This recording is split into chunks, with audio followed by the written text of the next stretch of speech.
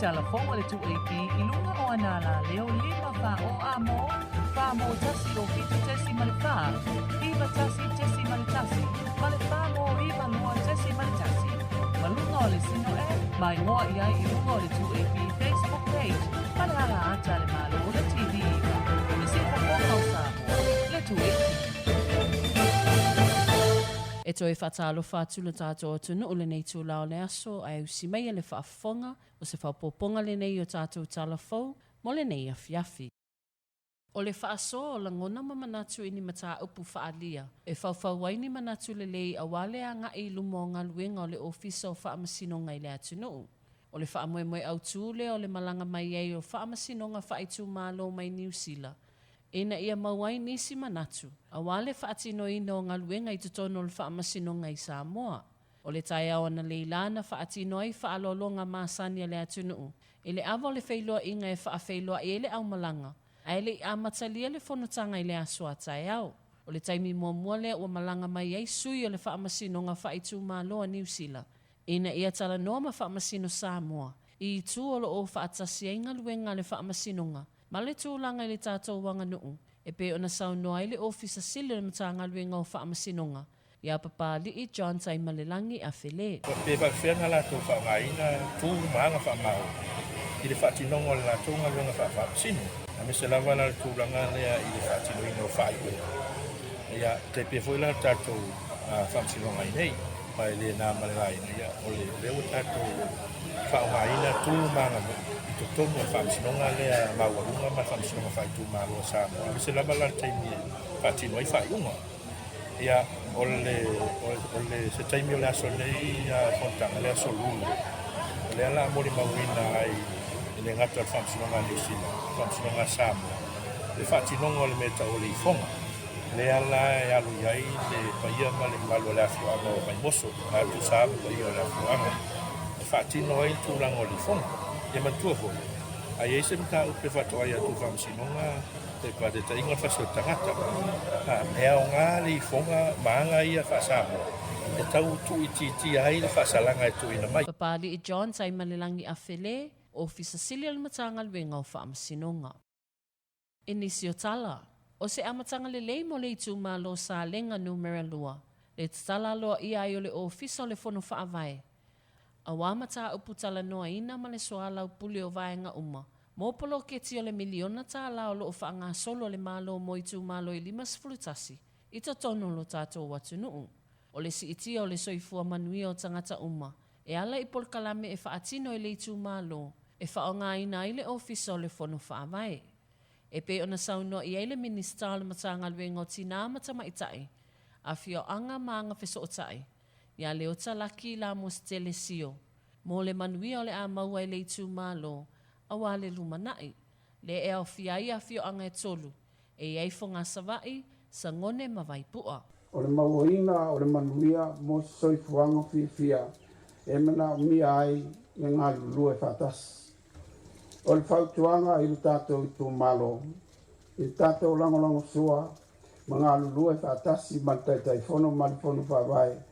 Ia tina e uma, wala tau fuafua, mawha polo karameina. Le awhionga I le minista o matangaluenga o tina matamaitai, a whio anga maanga fisotai, ia leo talaki la mostelesio. Sa faia I fo'i maleulua I selenga le Itumalo I le alava aso, e whaalau I loa ai fua o la tau whaatoanga, o lona ngata I fale, ma nisi o mea tau lima na mawhai o na whaalau I loa. I talai ta alonga. O swipi Don Opeloge I le matāti'a fou o le Oceania ma le Commonwealth. E le tauvanga le Pasifika I le taalonga le si ua mea mafa. O le matāti'a fou I le tauvanga tele le Pasifika. Sa faia I me le pone Ausetalia. E le asa to ana ina se imawai atu nei. O le tauvanga le Pacific Elite Tournament. Le na ausiai e le alo le atunu'u le tūlanga. E silia ma le 5 masina sa koleni matapena I le ali I faia o ngai atu au Pepe Jerry Woolwork. Ma le pūlengo le si ua me mafa I le whaamoemoe. E lua matāti'a fou mo atunu'u lo I le li o malo o tau pulenga. Ma le isi lua matāti'a fou na whaatuina e Don I le tūlangi le nei o le Oceania. E le vaenga le se lau ma le 2 kilo kalama. Na mauaina fo e Don Opeloge le whailonga tupe tasi le Ausetalia Ausetalia. Ilona tūlanga o le tamasi iwa mea mawhamaoa e ana tau mawhainga. Pole pest lifter. O le malanga mo le nei whaamoe. E to o tolu tamaita'i e AFIAFI a watu Opeloge e le vaenga le fitus fuluono kilo kalama. Le sila fia pule le valus ful fitu kilo kalama. Whenga inga stawa si le vaenga le valus ful fitu kilo kalama.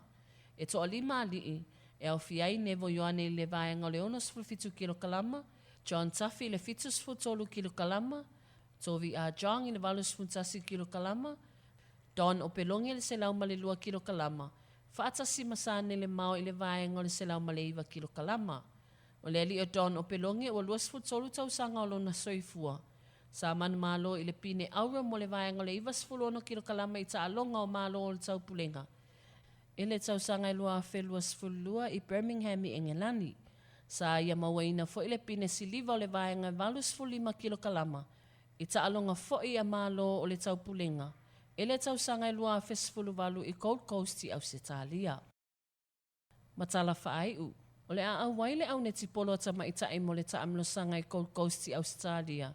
E le aso luas fulfao a perila lua feluas fultolu. Ma o se aso le neiva i aso le a whaailoa mai ei le au o le atunu'u. O le taamlosanga e valu au o le auai. E au fia i Samoa. E pe ona whaailoa mai e se tasi o sui o le au netipolo le atunu'u. Ia tusi whaaso o tau, ale. Ia tua valu ia au. Lo auai ne nei tamilo sanga e tua wha mai continental Afrika o Malawi, Zambia, ma Kenya. Tua tolu, ia ma le au tasi mai Singapore, ia ma au ma le Pasifika. O lea ta amino sanga o le a auai ei alo ma whanau o le atunu'u. O le a mauai le avanoa e ati na e eile tāleni. Ma mauai nisto mai le whaatino ino le tālonga. Na whailua fo e tusi. O le a matai fo ia na whaatino i nei le atunu'u. Camp mo le au netipolo tamaita'i. I nisi ta amino sanga o le a auai iai. Ma o le a malanga mai fo i whanau o lo i Niusila ma Ausetalia. Ina ia whaatasi mai i tamaita'i o lo i Samoa nei. O le vaai mamao le ASO si netipolo. O le ato o tele nisi whanau tamaita'i o lo i Samoa nei. E auai i lea au o le atunu'u i le lumanai. O se whapoponga le nao tātou TALAFOU mo le nei AFIAFI, ma nia tele le toi tali watu i ainga mai le mai ai o galuega, tō whasoifua. Whaafafonga i TALAFOU le 2AP i lunga o anala leo 5 wha o amo, wha mo tasi o fitu tesi ma le wha, iwa tasi tesi ma le tasi, ma le wha mo iwa lua tesi ma le tasi.